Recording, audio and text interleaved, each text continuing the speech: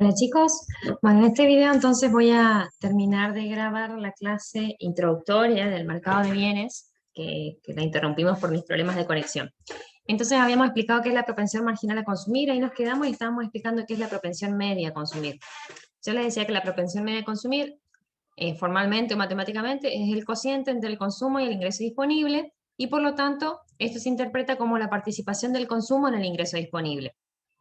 Eh, por ejemplo, si la propensión media a consumir es 0,50, diríamos que el consumo representa la mitad del ingreso disponible. Si es 0,25, diríamos que el consumo representa un cuarto del ingreso disponible y así, ¿no? Y uno podría pensar diferentes situaciones, eh, o sea, niveles de consumo dados, fijos, y diferentes cuestiones respecto al ingreso, ¿sí? Ingresos relativamente bajos o altos, y ver como consecuencia cómo se influye en la propensión media a consumir.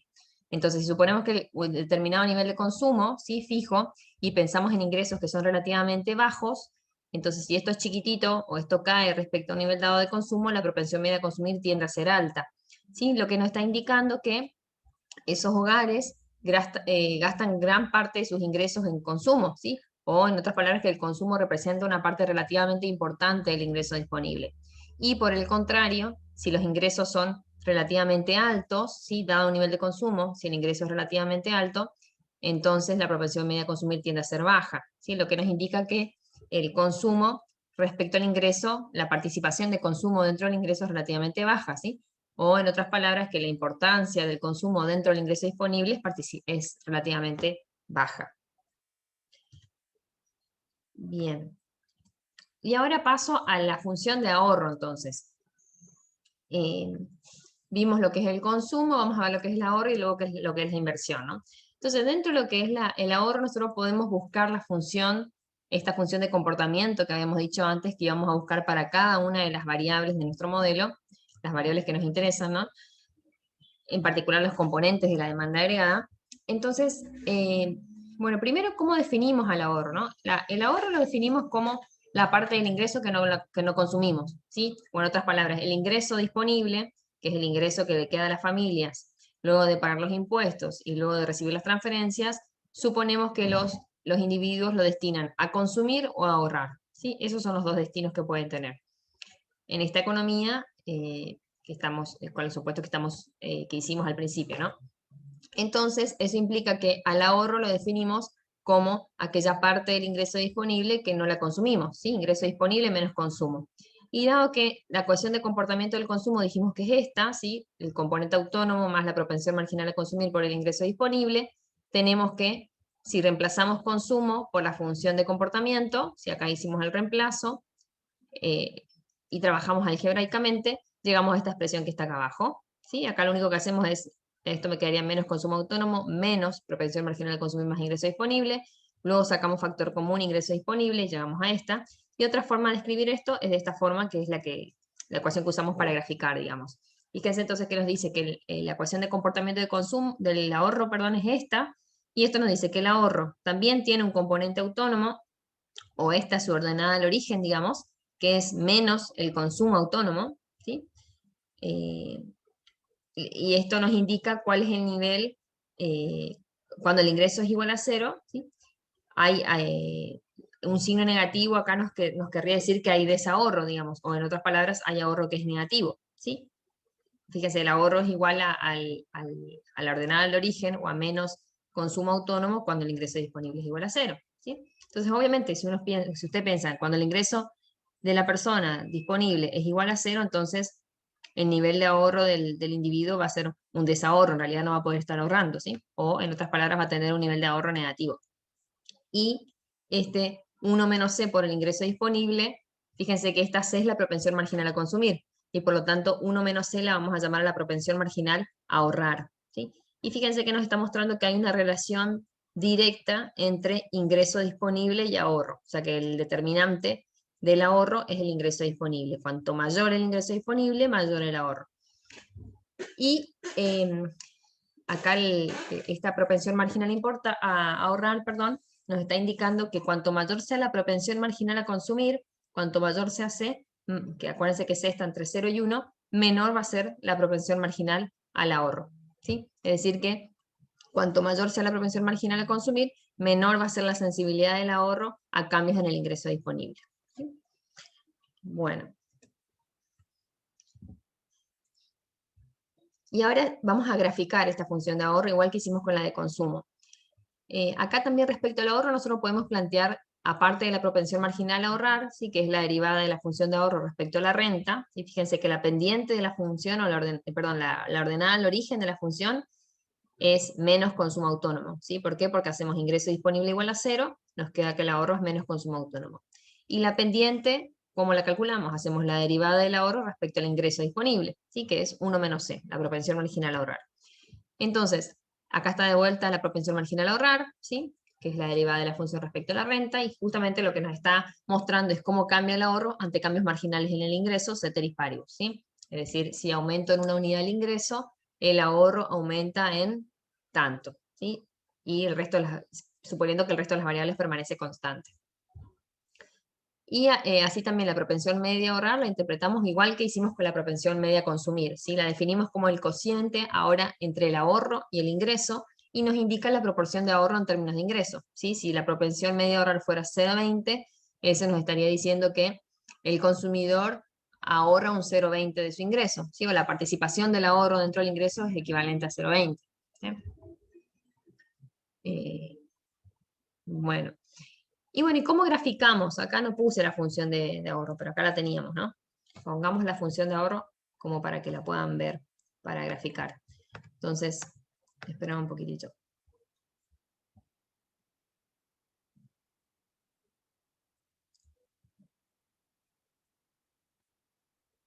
No sé por qué está tan lenta la compu con el Zoom, se vuelve muy lenta. Disculpen, ¿eh? Bueno, no me deja. Pero es esta función, ¿sí? Menos consumo autónomo más 1 menos menos la propensión marginal a consumir por el ingreso disponible. Usamos esta función para graficar.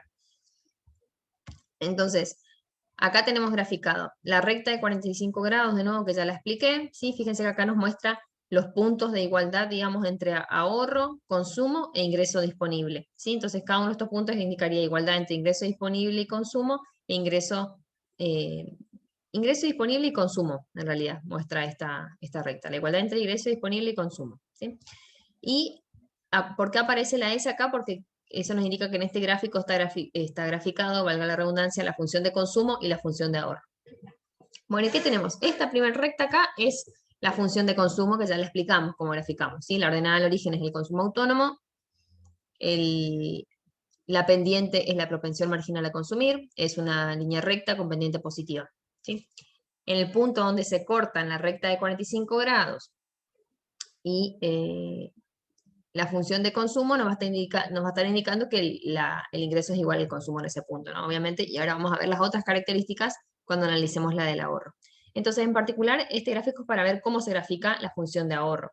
Fíjense, la ordenada al origen, acá tenemos la función. La ordenada al origen es menos el consumo autónomo, ¿sí? Entonces, acá teníamos el nivel de consumo autónomo, buscamos la negativa de ese valor y marcamos la ordenada al origen. Y la pendiente es 1 menos C. Entonces, fíjense que comparativamente, siempre la función de oferta, la función de ahorro, perdón, va a tener una pendiente, va a ser una función más inclinada, digamos, que la función de consumo, porque la de consumo tiene como pendiente C y la de ahorro tiene como pendiente 1 menos C. Pero bueno, las dos van a ser líneas rectas con pendiente positiva, solo que tener cuidado que la de ahorro va a ser más inclinada. Bueno, entonces partimos de la ordenada al origen, trazamos una línea recta más inclinada que la función de consumo, y analizamos qué es lo que tenemos en este gráfico. Fíjense, cuando el ahorro, la función de ahorro, corta a este eje de las abscisas, digamos, acá en este tramo, todo este tramo que está por debajo de 0 nos indica un desahorro, ¿sí? Porque la función adopta valores negativos, entonces sería un desahorro, y cuando corta y pasa ya por encima, ya sí tenemos ahorro positivo, digamos. Y otra particularidad de este punto es que fíjense como a este nivel, digamos, el ingreso y el consumo son iguales, entonces eso quiere decir que si el ingreso, es igual al ingreso disponible, porque no hay impuestos ni transferencias, y si además el ingreso se destina a consumir o a ahorrar, si el ingreso es igual al consumo, quiere decir que en este punto el ahorro es nulo, ¿sí? Entonces fíjense que tenemos acá desahorro, acá ahorro nulo, y acá ahorro ya positivo, ¿sí? Bueno, esas serían todas las cuestiones que tenemos que tener en cuenta como para graficar esto. ¿Sí? Entonces, de nuevo, en este gráfico lo que quisimos hacer es graficar consumo, graficar ahorro, ver cuáles siempre para graficar tenemos que saber cuáles son las ordenadas al origen y las pendientes de la función. En este caso, como son líneas rectas, con saber eso ya podemos graficar. Bueno, y después comentarles solo que hay otros enfoques para entender el consumo y el ahorro. ¿Sí? Según digamos, lo que veníamos modelizando por el modelo renta-gasto, digamos, deben notar ustedes que el determinante o el principal motivo que explica el consumo y el ahorro para este modelo es el ingreso disponible, que influye de forma positiva tanto en el ahorro como en el consumo. ¿Sí? Entonces, el principal determinante o la variable explicativa del consumo y el ahorro, según el modelo renta-gasto, es el ingreso disponible. Pero hay otros enfoques para analizar el consumo y el ahorro que los vamos a ver en la unidad 5, pero que acá los menciono, que son estos, ¿no? La teoría de la renta permanente de Milton Friedman, la teoría del ciclo vital de Ando Modigliani, y otros determinantes. Estas son teorías, digamos, que hablan un poco de la importancia de mirar no solo el ingreso en cada momento del tiempo, sino que también la expectativa de la corriente esperada de ingresos, digamos. El individuo no mira en cada momento del tiempo su ingreso, sino que analiza cuál va a ser la corriente de ingresos que va a tener desde aquí en adelante y en función de eso determina su nivel de consumo y ahorro. Y también plantean la de la renta permanente como otros determinantes, por ejemplo, el nivel de riqueza, la tasa de interés, etc. Los vamos a ver más adelante, ¿sí? Y bueno, también como otros determinantes del consumo, se suelen considerar el nivel de ingresos de las personas, la edad que tienen, vamos a verlo, ¿sí? El patrimonio y las herencias y la distribución del ingreso. Y después hay otras cuestiones como el efecto de demostración, que también nos explica un poco cómo es el comportamiento del consumo, ¿sí? Así que eso, solo mencionarlo y decir lo que le vamos a ver, lo vamos a ver en la unidad 5, bien en detalle. Bueno, y ahora lo que nos faltaba era analizar la inversión, que era el otro componente de la demanda agregada, ¿sí? Analizamos el consumo, analizamos el ahorro, porque el ahorro es, si se quiere, la contrapartida del consumo en términos de ingreso disponible, y ahora analizamos la inversión, perdón. Entonces vamos a ver cuál es la ecuación de comportamiento de la inversión.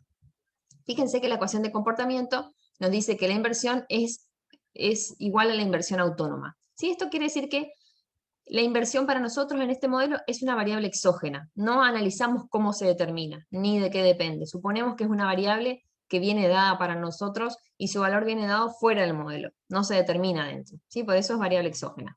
En la realidad, más adelante, ¿sí? También en la unidad 5, vamos a ver que la inversión depende de numerosas variables que pueden ser el ingreso, o sea, nivel de producción, en realidad las expectativas de los empresarios, la tasa de interés, etcétera, etcétera.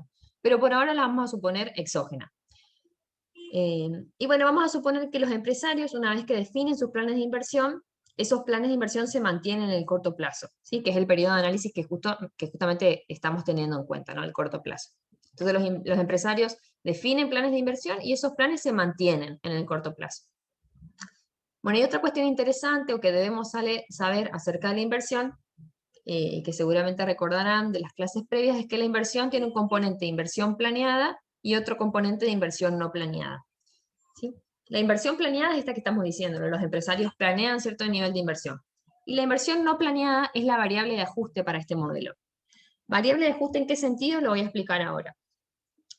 Este modelo supone que siempre que hay desequilibrios entre la producción y la demanda agregada, la variable que va a ajustar para cerrar ese desequilibrio es la inversión no planeada.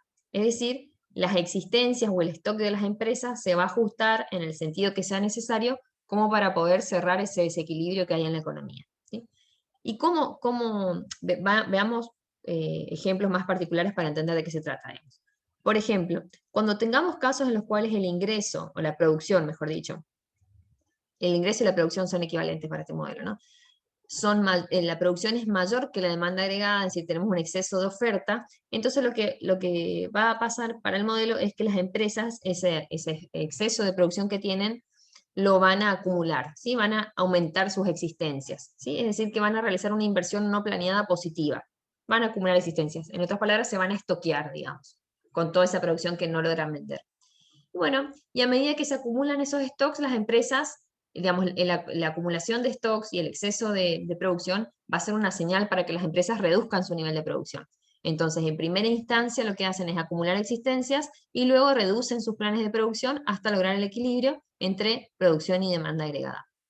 Y por otro lado, cuando la producción es inferior a la demanda agregada, es decir, cuando tenemos un exceso de demanda agregada, ¿cómo se va a satisfacer ese exceso? Las empresas van a agotar sus existencias, van a disminuir sus existencias, ¿sí? Van a vender lo que tenían en stock, en otras palabras, es decir, van a hacer inversión no planeada negativa.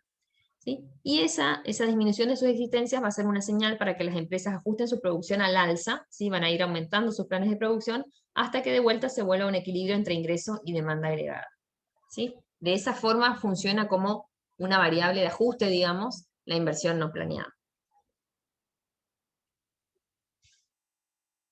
Bien, y ahora sí vamos a ver cómo se determina la renta de equilibrio para este modelo. ¿Sí?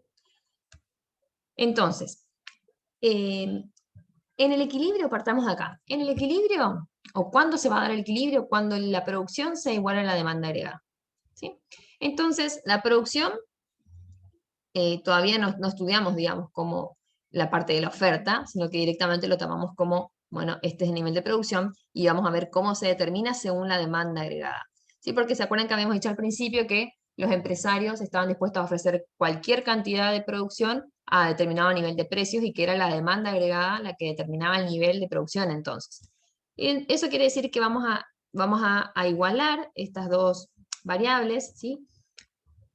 Producción y demanda agregada, y vamos a ver cómo los componentes de la demanda agregada entran en juego de forma tal que terminan determinando cierto nivel de producción de equilibrio. ¿Sí? Entonces, igualamos primero estas dos variables y luego descomponemos la demanda agregada en sus componentes, que eso lo vamos a hacer de este lado. ¿Sí? Nosotros sabemos que la demanda agregada se compone por un consumo, ¿sí? Donde la función de comportamiento era esta, consumo autónomo, estas C rayas, igual que el consumo autónomo, ¿sí? Más propensión marginal a consumir por renta. ¿Sí? Y también sabemos que la inversión es autónoma, ¿sí? Es una variable exógena. Entonces, la demanda agregada es igual al consumo más la inversión, reemplazamos el consumo por su función de comportamiento y la inversión por su función de comportamiento. ¿Sí? Y además tenemos en cuenta que el ingreso disponible es igual al ingreso, porque suponemos que las transferencias y los impuestos son nulos porque no hay Estado todavía en este modelo. Entonces tenemos esta ecuación para la demanda agregada. Y ahora lo que vamos a hacer es a todos los componentes autónomos, ¿sí? O variables exógenas, que en este caso son consumo autónomo e inversión exógena, los vamos a agrupar en otra variable que se va a llamar A raya, solo a los fines de facilitar la anotación. Entonces nos va a quedar que la demanda agregada es igual al gasto autónomo, que es este A raya, que está acá, más la propensión marginal a consumir por I. ¿Sí? Es decir, a esta C raya y esta I la llamamos A y nos queda el resto. Entonces, A más C por I, que es lo que está acá. Y eso es lo que reemplazamos en esta parte. ¿Sí? Decimos I igual a producción igual a demanda agregada, reemplazamos la demanda agregada por esta expresión que obtuvimos acá, y ahí trabajamos algebraicamente. ¿Sí? Lo que queremos tener es una expresión para el ingreso de equilibrio. Entonces, como tenemos C por ingreso disponible en este miembro, lo pasamos para el primero, sacamos factor común I, nos queda 1 menos C, pasamos el 1 menos C dividiendo para el otro lado, y llegamos a esta ecuación, y esta ecuación nos representa el ingreso de equilibrio de esta economía, tan sencilla, sin Estado y con economía cerrada. Esto nos dice que el equilibrio en esta economía depende de los componentes autónomos de la demanda agregada, que son el consumo y la inversión, y depende de la propensión marginal a consumir o a ahorrar, digamos, como uno quiera verlo. ¿Sí? Cuanto mayores sean el consumo autónomo y cuanto mayor sea la inversión, mayor va a ser el ingreso de equilibrio, y cuanto mayor sea la propensión marginal a consumir, también mayor va a ser el ingreso de equilibrio. Y ahora vamos a verlo gráficamente. Fíjense, acá tenemos de nuevo nuestra recta de 45 grados que nos muestra todos los puntos para los cuales la demanda agregada y la renta y producción son iguales, cada uno de esos puntitos. Y acá lo que vamos a graficar es la curva de demanda agregada y buscar el equilibrio. La demanda agregada, ya dijimos, ¿no? La representamos como el gasto autónomo, ¿sí? Que serían consumo autónomo más inversión, más propensión marginal a consumir por renta. ¿Cuál es la ordenada del origen? Hacemos I igual a 0, nos queda que la ordenada del origen es el componente autónomo de la demanda agregada, ¿sí? Entonces marcamos la ordenada del origen y después buscamos la pendiente. La pendiente en este caso es C, la propensión marginal a consumir. ¿Cómo sabemos eso? Hacemos la derivada de la demanda agregada respecto a la renta, nos da que es igual a C. Entonces C tiene pendiente positiva, esta es una función lineal, parto de la ordenada del origen y directamente grafico una línea recta con pendiente positiva. ¿Sí? Fíjense que esta C es menor que 1, ¿sí? Por lo tanto va a ser una recta con pendiente relativamente más chatita, digamos, que la recta de 45 grados. ¿Sí? Bueno, y ahí en el punto en el cual se cortan la curva de demanda agregada con esta recta que nos habla del equilibrio, digamos, tenemos el equilibrio de nuestro modelo. En este punto tenemos que el ingreso, ¿sí?, y la producción son iguales a la demanda agregada. Por lo tanto, de la intersección entre la recta de 45 grados y la curva de demanda agregada surge el equilibrio que nos dice que este es el nivel de demanda agregada de la economía y este es el nivel de renta de equilibrio. ¿Sí? Así lo analizamos gráficamente. Entonces, fíjense cómo este modelo sencillo nos explica que la renta de equilibrio en la economía se determina en función del nivel de demanda agregada. ¿Sí? Bueno, después hay otro tema que es importante a la hora de analizar el equilibrio en el modelo de renta-gasto que se conoce como la identidad ahorro-inversión. ¿Sí? Esta identidad lo que nos permite es analizar de otra forma la condición de equilibrio que planteamos antes, ¿no? La anterior fue demanda agregada igual a producción. ¿Sí? Nosotros sabemos que, digamos, cuando estamos en condiciones de equilibrio, la inversión planeada, si esos planes de inversión que mencionábamos antes, se cumplen, ¿sí? Suponemos que se cumplen y son iguales al ahorro, ¿sí? Porque decíamos que, digamos,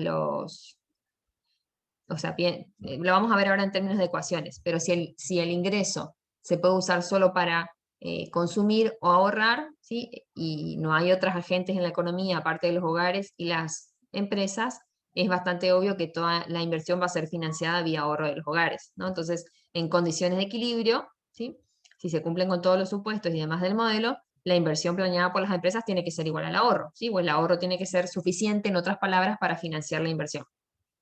Esto porque estamos suponiendo, como decía antes, que se cumple con los supuestos de economía cerrada y sin Estado. ¿Sí?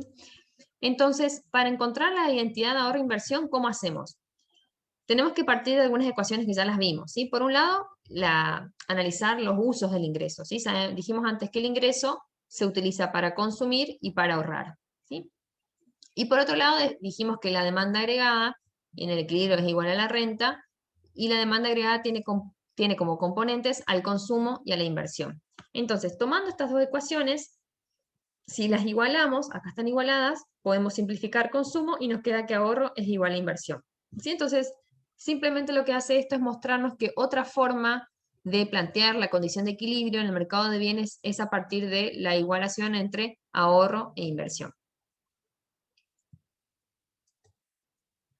Y acá la vemos en términos gráficos. Fíjense qué es lo que tenemos acá.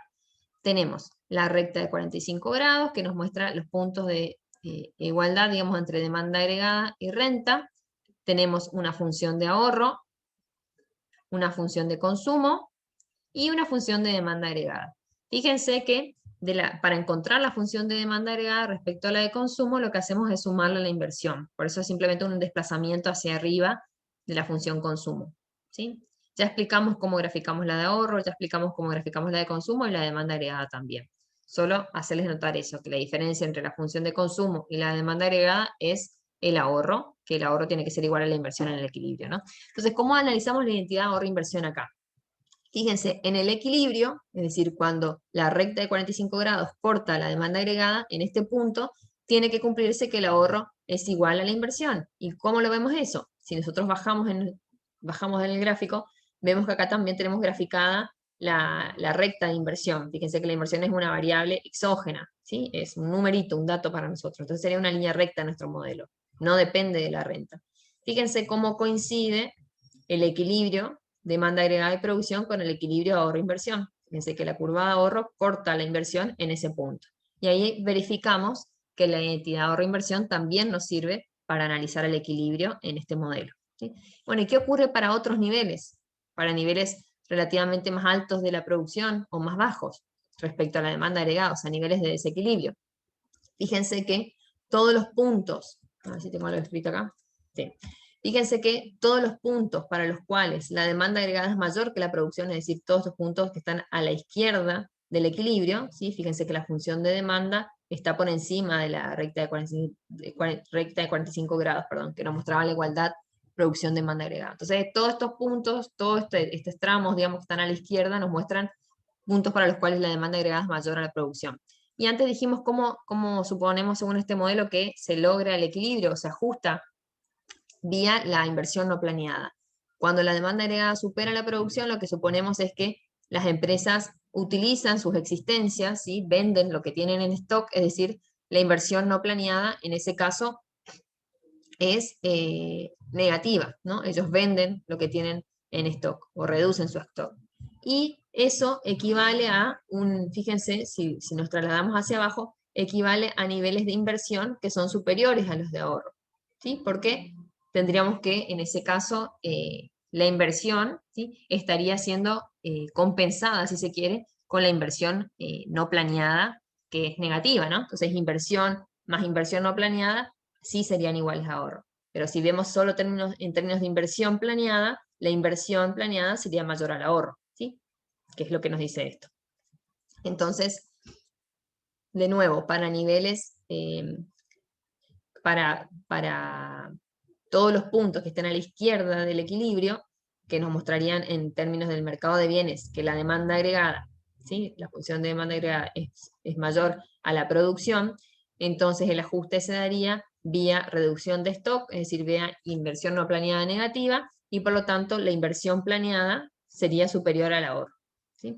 Y por el contrario, para niveles de demanda agregada por debajo de la recta de 45 grados, o sea, cuando tenemos mayor producción que demanda agregada, las empresas acumularían stocks, ¿sí? Acumularían existencias, es decir, la inversión no planeada sería positiva, y eso implica a su vez que la inversión planeada estaría por debajo del ahorro, ¿sí? O que el ahorro sería mayor que la inversión, que es lo que vemos en esta parte del gráfico para todos los puntos que están a la derecha del equilibrio, ¿sí? Tanto en términos de demanda agregada a producción como en términos de ahorro e inversión.